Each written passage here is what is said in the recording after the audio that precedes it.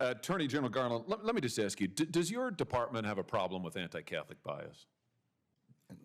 Our department protects all religions and all ideologies. It does not have any bias against any religion of any kind. Well, you could have surprised me, because given the resources that you are expending and the apparently intelligence assets that you are deploying against Catholics, it appears, and other people of faith, while simultaneously turning a blind eye while people are executed gang style in the streets of our cities, including in my home state, your answer frankly surprises me. Let's talk about the Mark Houck case, for example. You've been asked about this already today, and frankly, your answers really astound me. This is a case where a Catholic pro-life demonstrator, father, was accused of disorderly conduct in front of an abortion center. The local prosecutor, the Philadelphia district attorney, who is a Democrat, a liberal, very progressive, declined to prosecute. There was a private suit that got dismissed. And then after all of that, your Justice Department sent between 20 and 30 armed agents in the early morning hours to the Houck's private residence to arrest this guy after he had offered to turn himself in voluntarily. Here's the photo. Once again, you can see the long guns, you can see the ballistic shields, you can see that they're wearing bulletproof vests. Why did the Justice Department do this? Why did you send 20 to 30 SWAT-style agents and a SWAT-style team to this guy's house when everybody else had declined to prosecute and he'd offered to turn himself in? Determinations of how to make arrests under arrest warrants are made based by the tactical operators in the district. They are not. But you surely looked into it by this point, right? You know the answer, surely. All I know is what the FBI has said, which is that they made decisions on the ground as to what was safest and easiest. So they do not agree with your description of what happened on the scene. You don't agree with my description. I'm pointing out what the photo is. There are agents here who have long guns and ballistic shields. Let's take a look at the hardened criminals that your Justice Department sent these armed agents to go terrorize on that morning. Here they are. Here they are at Mass.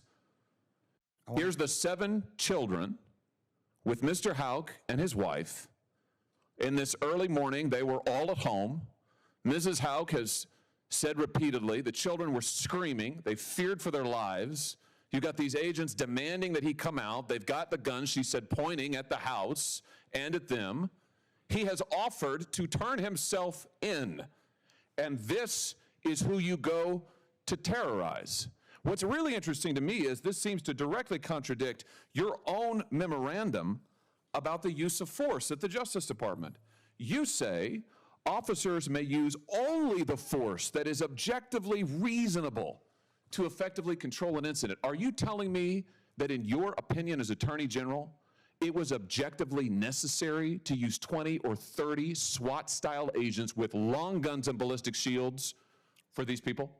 What I'm saying is that decisions about how to go about this were made on the ground by FBI agents. So you're saying you don't know? I'm saying what I just said.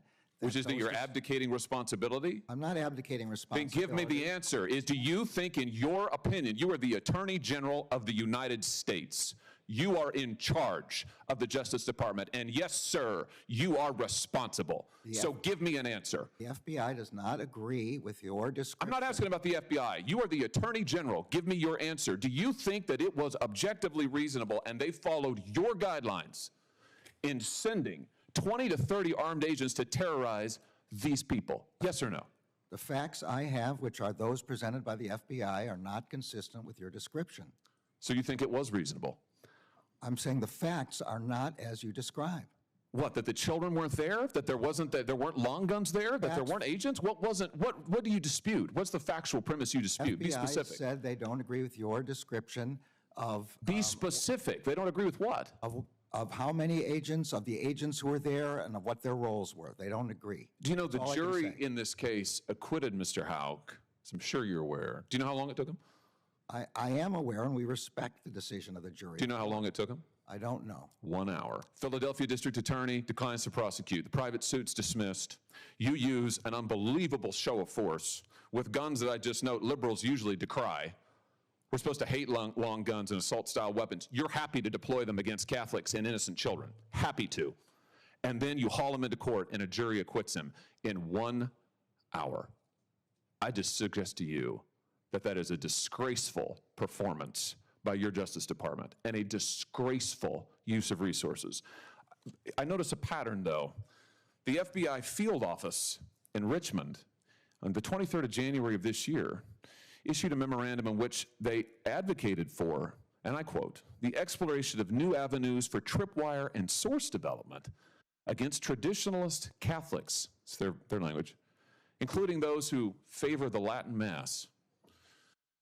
Attorney General, are you cultivating sources and spies in Latin Mass parishes and other Catholic parishes around the country? No, the Justice Department does not do that. It does not do investigations based on religion. I saw the document you have. What did you do about it? It's appalling. It's appalling. I'm in complete agreement with you. I understand that the FBI has withdrawn it, and it's now looking into how this could ever have happened. How did it happen? That's what they're looking into. But I'm totally in agreement with you. That document is appalling. I'll tell you how it happened.